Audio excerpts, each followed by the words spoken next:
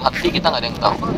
Ya, intinya jangan putus asa dari rahmat Allah, jangan putus asa dari segala macam kemungkinan. Allah maha besar, Allah maha kuasa. Ya, terus berikhtiar. Tapi apapun hasilnya pasrahkan ya.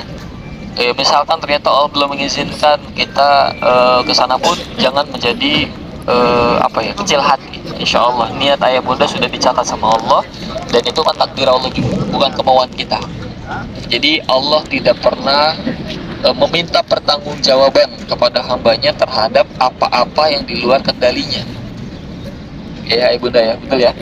Contoh, sehat, sakit itu di dalam kendali kita atau di luar kendali kita? Di luar ya Pak ya, sepakat ya. Sehat, sakit itu adalah di luar kendali kita. Maka Allah tidak pernah minta tuh pertanggungjawaban nanti di hari akhir. Kenapa kita sakit? Kenapa kita sehat? Itu takdir dari Allah. Tapi untuk menjaga kesehatan agar tetap bugar, tetap fit, itu di dalam kendali apa di luar kendali? Ya, di dalam. Makanya diminta sama Allah adalah proses penjagaan tadi tuh, ya, makan yang baik, yang halal, yang berkah, menjaga diri dari segala macam yang buruk yang dilarang sama Allah, itu di dalam kendali kita. Nah, ketika kita nggak menjaga itu dan akhirnya sembarangan makannya, bahkan banyak makanan haramnya, maka kita kan diminta sama Allah, gitu, pertanggungjawaban itu. Kenapa ada pilihan yang baik, kita milih yang buruk? Terlepas nanti sudah berikhtiar yang baik-baik ternyata masih sakit, itu adalah di luar kekuasaan kita. Nah gitu ya. Jadi ayah bunda jangan putus asa. Yang penting secara niat, secara ikhtiar kita sudah menunjukkan kesungguhan sampai sini. Insya Allah Allah maha adil dalam perhitungan, dan Allah akan mencatat ya sesuai dengan perjuangan ayah bunda udah kesini. Andai pun nanti ternyata qadar Allah, ya kehendak Allah ternyata belum bisa, nggak apa-apa. Itu udah siklusnya mungkin sebagai seorang ibu. Tapi tadi ya, jangan pernah berputus asa. Pasti yang terbaik ya, pasti yang terbaik insya Allah. Salam dan salam juga ayo kita terus limpah curahkan kepada baginda ya, baginda Nabi Muhammad Sallallahu Alaihi Wasallam. Apalagi ini tempat yang mulia ya ayah bunda semua, jangan pernah berhenti bersalawat kepada Nabi kita Muhammad Sallallahu Alaihi Wasallam, dan semoga dengan salawat yang terus kita limpah curahkan kepada beliau, kita menjadi orang-orang yang beruntung dan insya Allah juga mendapatkan syafaatnya kelak, amin. Perasaan Allah, logika manusia kita pasti lelah, capek luar biasa, tapi pas subuh segar bugar, betul nggak? Bahkan kita diberi kekuatan oleh Allah bisa keliling Masjid Nabawi, bahkan tadi ada yang lanjut duha ya sampai zuhur. Ini bukti bahwa ketika Allah sudah berkehendak, tidak ada yang tidak mungkin. Ada jamaah yang mungkin bercerita, Mas, nanti kalau udah sampai begini gimana ya, belum sempat istirahat. Waduh, nanti bakal begini, bakal begini. Kalau di sini ceritanya banyak perbedaan, teman-teman. Banyak keajaiban. Selama ada kesungguhan kita dalam memperbaiki diri kepada Allah, Allah yang mampukan, Allah yang beri kekuatan. Dan banyak kisah, ya, banyak kisah yang ternyata dari Indonesianya sakit. Ya, dari Indonesianya Pak sakit. Tapi karena keinginannya beribadah di sini, perbaiki diri, nyampe sini sehat walafiat. Ya, dari bandaranya pakai kursi roda. Tapi ketika sampai sini ternyata Allah takdirkan bisa berjalan. Tapi banyak juga ya di sisi yang lain yang dari Indonesianya sehat, sampai sininya sakit. Tapi lihat, sebagai orang yang beriman selalu bisa berbaik sangka sama Allah. Waktu di keberangkatan tahun mungkin 2-3 tahun yang lalu, ada jamaah yang tiba-tiba ketika mau umroh sakit Bu. Terus ada seorang jamaah yang bilang begini, Mas, sayang ya udah sampai sini nggak umroh. Saya bilang, Bu, belum tentu. Bisa jadi yang nggak berangkat umroh justru udah dapat pahala umroh dan sedang diselamatkan dari hilang pahala umrohnya, dibanding kita yang secara fisik ternyata diizinkan sama Allah tawaf, sa'i, malah nggak dapat amalan. Kenapa? Sibuk foto Pak. Ya, sibuk pamer sama orang lain, sama sanak keluarga bahwa saya udah umroh loh, saya udah di depan Ka'bah loh. Ternyata saudara kita yang dibikin sakit sama Allah itu sebenarnya lagi diselamatin sama Allah dari niat-niat yang buruk. Dia udah nyampe sini udah dicatat niat umrohnya Pak, insya Allah ya. Dia belum bisa umroh karena bukan keinginannya, di luar kehendaknya. Nah gitu ya. Jadi bunda-bunda yang mungkin nanti qadar Allah ternyata belum bisa berangkat karena ada halangan tadi, jangan putus asa. Allah maha adil, Allah maha tahu. Ya, kita udah berikhtiar yang terbaik, apapun hasilnya pasti yang terbaik. Bisa jadi itu cara Allah jagain ya nilai kita, jagain catatan kebaikan kita.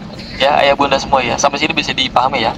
Jadi sebagai orang yang beriman selalu mencari 1001 alasan untuk bisa bersyukur kepada Allah Subhanahu wa taala. Karena tidak ada takdir yang buruk, semuanya adalah yang terbaik dari Allah Subhanahu wa taala. Amin. Insyaallah ya. Nah, sudah sehari ini kira-kira apa yang dirasa? Senang, Bu? Senang. Ya, senang ya, Pak ya.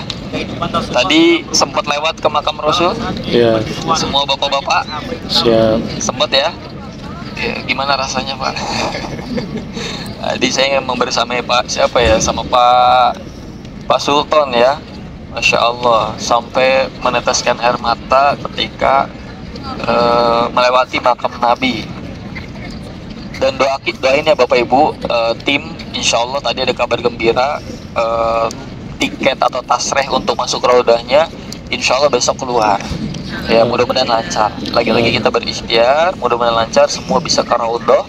Nanti di raudah betul-betul menghamba kepada Allah, banyak ngaku, banyak syukur, dan meminta kepada Allah. 3 hal ini ya. Jadi minta itu bukan nggak boleh, tapi jangan kebanyakan minta sebelum syukur, karena itu polanya ya. Syukur, minta ampun, baru berdoa kepada Allah. Itu powerful ya, insya Allah sangat-sangat powerful.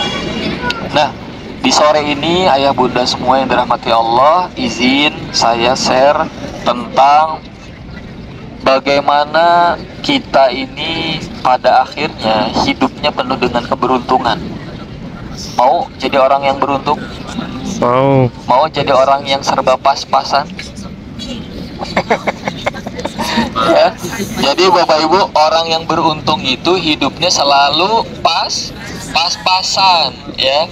Pas butuh, pas ada. Nah, gitu ya. Hati-hati. Jadi orang yang beruntung itu belum tentu orang yang secara kasat mata berlimpah harta, Pak.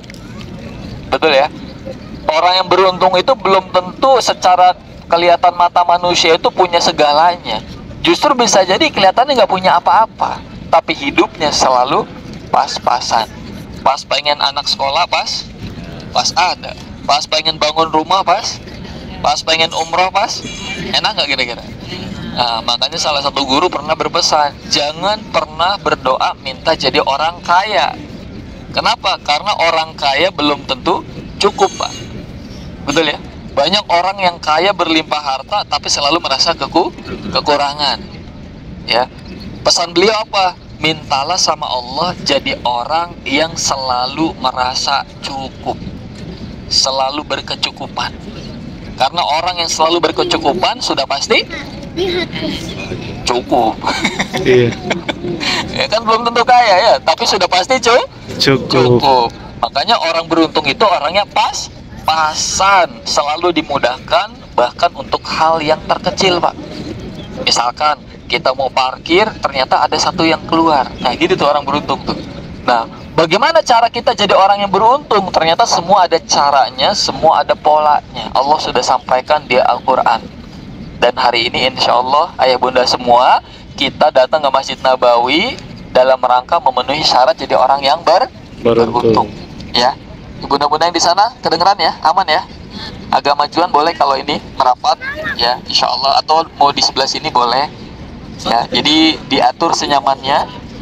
Ya, mudah-mudahan pertemuan hari ini bawa kebaikan, ya keberkahan buat kita. Nah, Mas Dedi, masa sih yang kita lakukan hari ini adalah jalan orang-orang beruntung? Betul. Karena kata Allah, kalau kita pengen jadi orang yang beruntung, segala sesuatunya ingin dimudahkan oleh Allah, syaratnya cuma satu. Nah, syaratnya cuma satu, nggak banyak ternyata, Pak. Ya, syarat jadi orang beruntung ternyata cuma satu. Apa itu? Jadi orang takwa. Jadi orang apa? Takwa.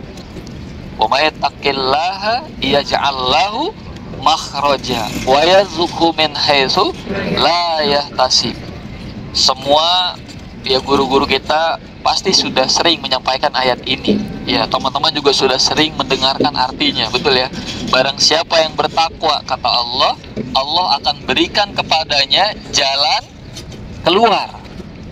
Ya, jalan keluar dari mana? Tentu jalan keluar dari setiap kesulitannya, jalan keluar dari setiap permasalahannya, dari jalan keluar dari setiap jalan-jalan buntunya, ditunjukin jalan keluar. Bahkan nggak berhenti sampai situ, Pak. Apa kata Allah? Ya, setelah ditunjukin jalan keluar, Allah berikan yang namanya rizki dari arah yang tidak disangka-sangka. Dan yang namanya rizki, Bapak Ibu, Ayah Bunda yang dirahmati Allah, yang namanya rizki ini bukan hanya yang bentuknya rupiah. Ya, jangan sampai kita salah paham tentang konsep rizki ya. Jadi rizki itu bentuknya luas, bukan hanya uang. Uang itu hanya salah satu bagian terkecil dari rizki Allah yang maha luas. Apa rizki diantara yang lainnya? Sehat walafiat, dapat anak yang soleh dan soleha, dapat pasangan yang baik. Itu rizki Allah. Termasuk kita bisa duduk di sini, rizki bukan? Iya. Rizki, ya. Bisa sholat berjamaah, rizki bukan? Rizki. Bisa sekamar sama Pak Sultan, Mas Rifki, rizki bukan? Rizki. Ya, itu semua rizki. Pertanyaannya, kita sadar nggak itu rizki dari Allah? Nah, kenapa? Karena banyak diantara kita yang nggak sadar setiap detiknya udah banyak miracle, sering lagi miracle. Nah, gitu. Ya Allah, mana keajaibanmu? Padahal setiap hari banyak keajaiban, tapi kita lupa bahwa itu adalah keajaiban. Contoh, Ayah Bunda, tadi waktu zuhur kita udah berniat nih, saya mau sholat asar, abis itu ikut kajian. Kemudian niat baik itu dimudahkan sama Allah, diwujudkan, dan kita dimudahkan untuk duduk di sini mendengarkan kajian. Kira-kira itu miracle bukan? Miracle bukan? La haula wala quwata illa billah. Kita nggak bisa apa tanpa pertolongan Allah. Itu miracle. Ketika kita punya niat baik, kemudian diwujudkan sama Allah, itu adalah miracle. Besok mau nganterin anak sekolah, kemudian besok diizinkan sama Allah nganterin anaknya sekolah. Miracle bukan, Bu? Miracle. Ya. Besok mau masakin suami sayur asem terenak di dunia misalkan, gitu ya. Kemudian Ayah Bunda dimudahkan sama Allah bikin sayur asem dan akhirnya pasangannya suka. Miracle bukan? Pertanyaannya, berapa banyak miracle-miracle yang seringkali kita nggak anggap miracle selama ini, sehingga kita banyak mengeluh dan jarang bersyukur sama Allah. Ya, padahal Ayah Bunda kita bisa jalan, bisa mendengar, bisa melihat, itu miracle semua.